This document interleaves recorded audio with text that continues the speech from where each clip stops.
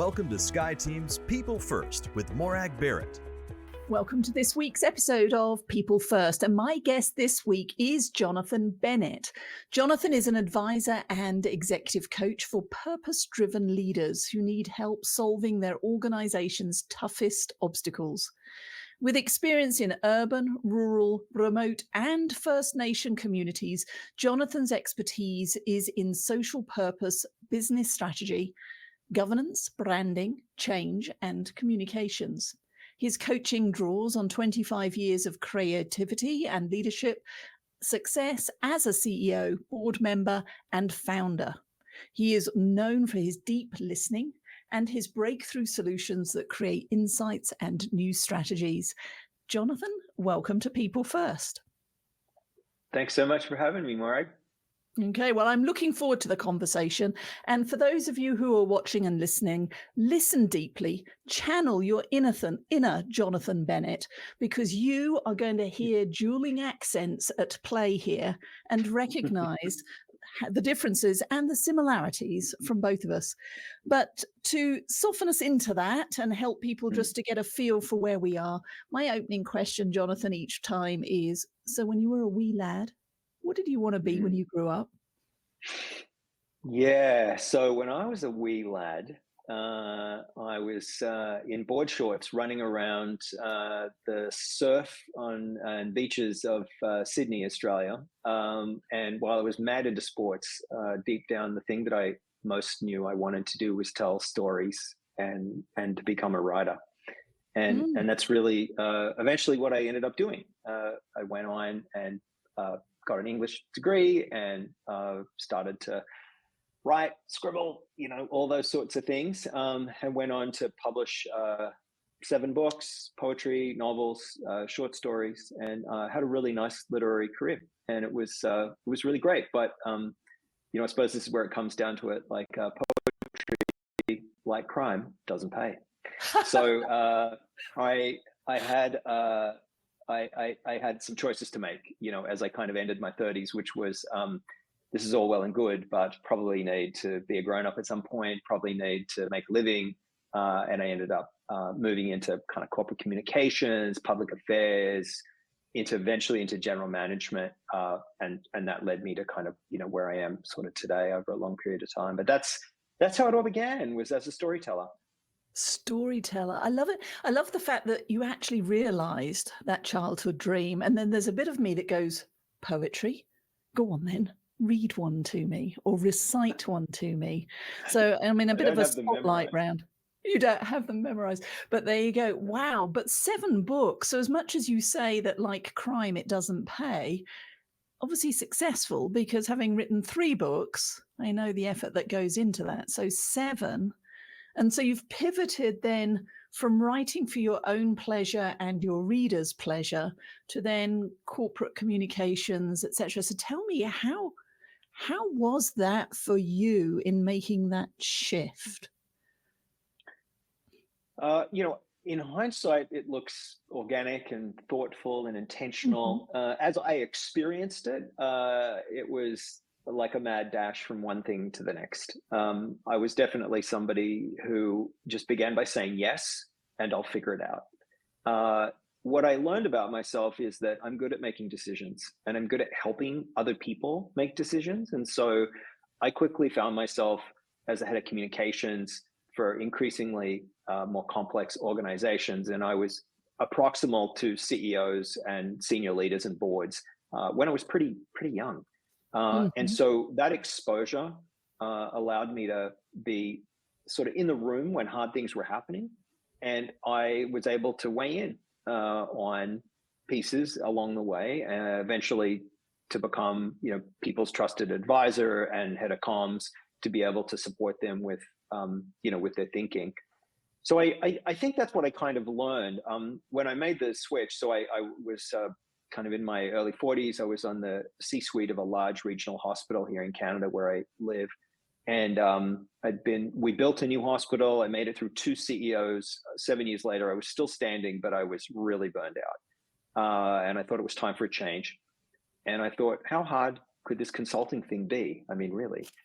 So I quit and hung out a shingle and started a consulting company. And that's what I did for the next 10 years is I grew a management consulting company. And that's where I learned what it was like to actually be on the nut, to actually make the decisions and be the person that was actually responsible for driving business and delivering on the work, as opposed to just being next to the person who was doing it. So that was also an important life lesson.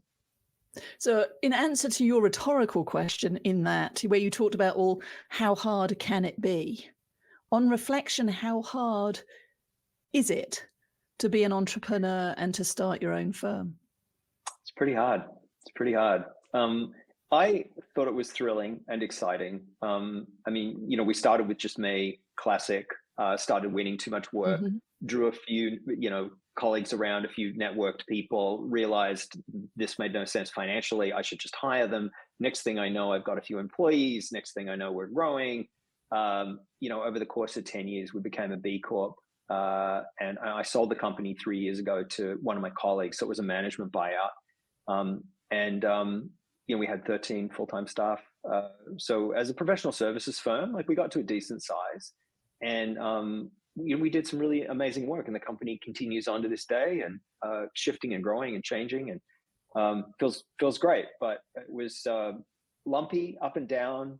I learned all the hard things, all the hard ways, and I feel grateful these days as a coach and an advisor to be able to support other people because I've been there, and I made some really juicy mistakes and learned some lessons, and other things. They weren't mistakes; they just learned them too slowly. And so, the call that I had before this one today, I was helping an entrepreneur just do something that I'd learned the hard way over a long period of time, but for her to do it at the start and quickly, when it would be easier to build. And so they're the sorts of things that I love now, is they get to trade in on, the hard learned knowledge along the way. I listened to that just short snippet of the 10 years with your original firm, and I can just relate along the way the lumpiness, the hardest I think that I've ever worked. A corporate role felt easy by comparison, and also juicy. I love that adjective. The juicy mistakes that I still make even after 17 years now with Sky Team. And I think one of the biggest challenges, as I reflect, certainly for the last few years, my team will attest to this. I've carried a cloud. Actually, this time of now, this fall, I'm through the cloud. The cloud has parted and the sun is back out. But I felt like I was carrying a weight. It was heavy. And so with the coaches, your own experience, but also the leaders that you're coaching right now, what are you hearing that is challenging them? Is it that, similar to my experience, that isolation of I've just got to, walk it off, nothing to see here, just work harder. Who can I turn to? What are the challenges you're helping them to solve and overcome? Well, they feel like, and it's often real, is that they're on the nut, right? It really is them. They've created this machine, they have to feed it. And everything is on them. The accountability is deep. And they made promises across this table. And it's deep. They don't want to let people down. That they realize, if they don't win enough work or they don't have enough business, that they'll have to downsize or they'll have to lay people off. And that's heartbreaking. No one wants that. And so that's what keeps them up at 3 a.m, is just keeping this thing going. And whether they like it or not, you can debate whether or not. There's lots of men that don't like the word lonely. I've learned that. So you could describe what the feeling is of being kind of quote unquote lonely at the top. A better word that I've felt that lands is it's isolating. And that's because you're by yourself. There's only so much that you can tell your board of directors or your investors without worrying them. There's only so much that you can tell your staff and your team without scaring the proverbial out of them. There's only so much you can bring home to your spouse because that's just boring work stuff. And so what do? You keep it to yourself. And you keep it to yourself, and you keep it to yourself, and you bottle it up, and you put the lid on, and you re-put the lid on tighter and tighter. And then at some point, you're not doing great. You're not doing well. There's one too many things. And that can be when things don't go well, and when you're not at your best, and or it can be when you think to yourself, maybe it doesn't need to be this hard. Maybe I could get some help. And that's when people like me are able to show up and just walk a journey with a leader, be able to just hold the space, ask hard questions, be the only person to just listen. I'm not invested in your success other than I care about my clients. So I don't like have any financial stake in their success. So I can just be that person to just catch the hard stuff and say what I think I'm hearing and where I've seen it work before, and help them untangle their thinking. And sometimes they'll talk themselves just through it themselves. They just, like at the end, they'll just talk for an hour and they'll be like, oh, I feel so much better. And I'm like, yeah, I literally said nothing. And again, it's that having this great. safe space, and you described yourself as a trusted confidant earlier on. And my guess is from the research that we're doing here at SkyTeam and the articles that I'm reading, when they talk about loneliness, when they talk about isolation or disconnection, often the focus is on the more entry level within the organization or those middle tier of leaders. And from what I'm seeing and hearing from my executive coaching clients is that the illusion that it's okay at the top is just that. If anything, that data is underreported in terms of that feeling of having to keep yourself at an arm's length or consistently filtering, how am I showing up? Am I smiling today? What am I saying? What impact ripple does that create?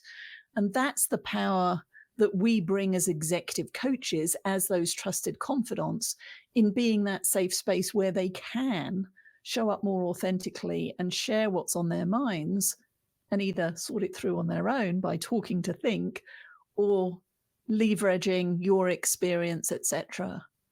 So what's your advice then for a leader who may be listening to this conversation who suddenly goes, isolated, yes. Lonely, no, I've got mates to go down the pub with, I've got family to hang out with. I don't feel lonely, but I do feel isolated. What's the first step for them? Well, I mean, I suppose the first step is to just do a check-in with yourself. How are you doing?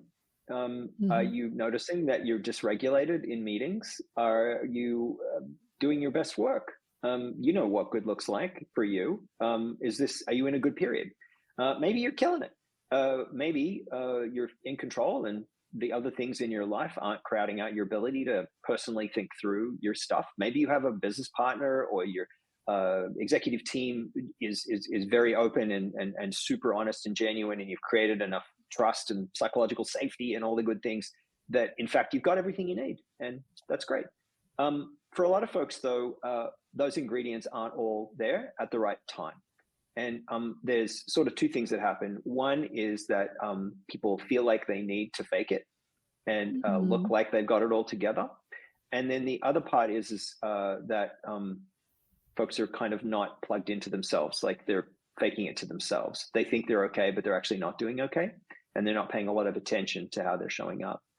And so that's when a spouse, a dear friend, will look at you and smile and say, but like, how you doing? Like, actually. And when people start doing that for you, that's a signal that maybe some additional support might be helpful. And I describe it a lot of the time when I'm starting to work with somebody is like the first couple sessions that I spend with somebody, it's just plot and characters. They're telling me the story of the company and all of the people, the board members and the names and what they do wrong and the VP and why it's dumb and the clients and why they do and they never pay on time and whatever's going on. And at some point, the plot and the characters settle down and together we figure out what's really going on here. Do we have a leadership issue? Do we have a business model, an underlying business model problem? Do we have external forces that are changing and reshaping this business? Like what is actually going on? Because rarely the presenting problem and what people think is wrong or is going on for them is actually what is really there. And it can take some time and a bit of patience as you kind of untangle the plot and the characters for me and usually my client together to kind of co-figure out what is really going on. And then from there, what do we do about it? What changes, what interventions can we make to make things better or to reset this course? And sometimes there's big life decisions. We're at a T intersection and a big choice needs to get made. Other times it's just small degrees of difference. And we just need a plan. We just needed to articulate where we're at and where we're going. And we just need to, move things a little. So it's different for everybody. And I like just trying to meet my clients, like as a trusted advisor, I just try to like meet them wherever they're at and go. And sometimes it's, just really practical things, day-to-day things. Other times it's quite philosophical. Other times it's quite emotional. Like I just go wherever they are. It's interesting that you describe it as a plot, because that's quite a powerful metaphor in of itself. Because is it a soap opera? Is it a thriller? Is it a drama? Is it a romance? What narrative and what story are they living right now? And what do they want it to be? Earlier, and in your bio, you talked about whilst deep listening is one of your superpowers, you described that when you were in your corporate role, and I think you spent a lot of time in healthcare, but at those senior levels, you were able to help leaders to cut through the noise and make decisions. What are some of those strengths then that make you such a powerful partner to achieve that? Yeah, I appreciate your question. I do the basics really well. People notice that I do that. I'm really good at mirroring back. So if we're in a session and you tell me a whole bunch of stuff, I will stop you. And before I start problem solving, I will look back and say, here's what I think I'm hearing. And I will double check that the thing that I thought I'm hearing is actually what I'm hearing. And when I get a yes, then I try on what I think is under the thing that I just heard. And sometimes it can be feelings. I play a game with, especially my male clients, which is like pick a feeling. And so men are just just like not very good at it. Like we're just not socialized to be like super in touch with our feelings. And look, I'm obviously horribly generalizing, but it can be kind of fun. So they'll tell me a story and and I'll say, wow, how does that make you feel? And they'll be like, what do you mean? I just like, I need to get through it. Like we just, it's like a problem. I'm like, yeah, but you're having a feeling. I can sense a feeling here. Like, tell me the feeling. And like, sometimes they just like either refuse or can't find the right one. And I'm like, I'm going to give you a pick list. Are you pissed off? You angry? You upset? You frustrated? You sad? Miffed. Pick one. Yeah, pick one. Are you miffed? Baffed? And at some point they'll like get one and I'm like, and then you watch them, you're like, and like, there's something powerful about just naming the feeling, right? And you just on a basic psychological level, just like attaching the emotion to the thing that you're experiencing is actually really quite helpful. And we're not very good at that for ourselves. And so they're just some light things that I like to do. I do spend a lot of time listening for the story under the story and helping people like reconnect with what is really going on. And I'm very boundaried. So I'm not, my wife is a psychotherapist. So I have way too much respect for people that do clinical mental health work. And I'm not a lawyer and I'm not an accountant. Like I know where my bounds are. So I'm very careful. Like if we hit something that feels like childhood trauma, I'm like referring out, right? But I do really know where I'm good. And so helping people make decisions is something that I'm good at. And so like I'll frame up what I think the choice points are. I'll work with them on consequences. I'm pretty good at scenario planning. If decisions are actually just hard conversations, and often they are really hard conversations, something that I'm also, I think, pretty skilled at is scripting people to have difficult conversations. So I'll like play the other person and I just make them say it to me. And I'm like, let's do it again, except say these words. And I give them the words. And usually we can rehearse a conversation enough that when they do it in real life, it's way easier than they ever imagined it was going to be. It's interesting as I listen to you there, especially the piece around emotions, because certainly when I started my career being told, it's not personal, it's just business and leave your emotions at the Mm-hmm. door. And for many of 100%. us, we've been raised on that, nothing to see here, British stiff upper lip, walk it off, just keep going, keep calm and Yep. carry Yep. on. In fact, I have here the coaster that even says it, but there you go, keep calm and carry on. But to your Right. point, if you can name the emotion and not just go with the generic umbrella of I'm angry, but actually, no, are you angry or are you miffed? It's all valid, but depending on whether you're at the angry, incandescent rage end of the scale or just Mm-hmm. miffed, it's a lightweight irritation, all of it's influencing our behavior and what we're thinking and the stories we're writing, and therefore how we're showing up, not just for our colleagues, but for ourselves. And so when we can get to that underlying aha, I won't even say truth, but that underlying aha, as you've Yep. said, the story below the story, the word, Yep. the meaning between the words, it can be like a light bulb moment. One It's of a my, relief as it well. is a Yeah. relief. So what Yeah. I will often do in order to help elicit that relief is I will assign homework. And my favorite homework when it comes to emotions is get a bag of popcorn or your favorite snack of choice, and you've got to watch Inside Out. Inside Out Yeah. 2 was pretty good too, but Inside Out, the first one, I mean, it just reinforces the importance of all the emotions need to be there. You So can't have does. joy Oh my without God. sadness and so on. And seeing leaders come back having actually followed through and then Mm. talking about it just opens that door a little bit more for them to be able to explore their own relationship with themselves.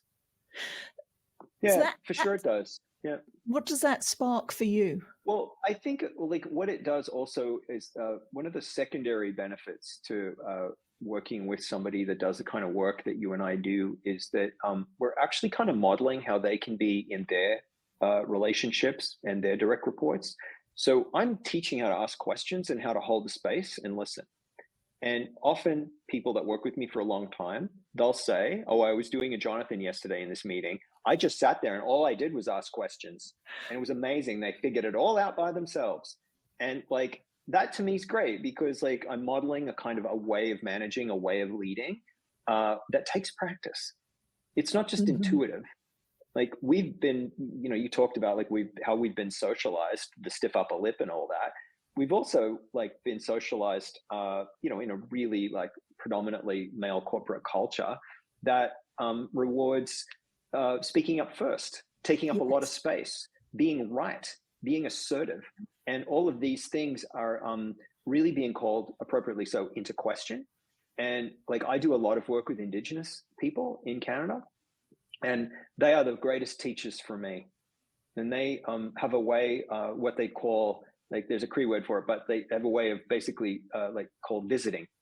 And so they visit before they meet. And so their meetings take a long time. It's kind of like a well-known, understood thing. If you're meeting with Indigenous people, it's going to take a long time. Um, but there's enormous value in why it takes the time that it takes because they go slow to go fast.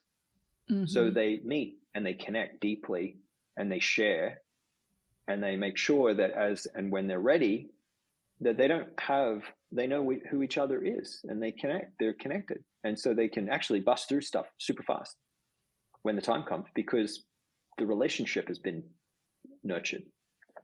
And I Oh, think about speaking those, I good think about those language. things a lot. Yeah, well, it's that connection, deep connection that goes beyond just the job title or, I'm meeting Jonathan in 30 minutes. What does he want? And then can I give it to you or get what I want from you as quickly as possible because I'm on to the next meeting in 30 minutes and yada, yada. Hmm. And Super that drive, transactional. Yep. it does, it drives super transactional. And to your point, in that great example, just slowing down long enough to spend even a few minutes at the beginning of a meeting with the how you doing? Hey, it's snowing here in Colorado. How is it where you are? It feels like you're wasting time, but it is actually starting to build those seeds of connection and trust that will make it easier for us to work together on the tough days. Yep. So you talked about relationships, or you used the word earlier. What role have relationships played in your success? I think they're everything.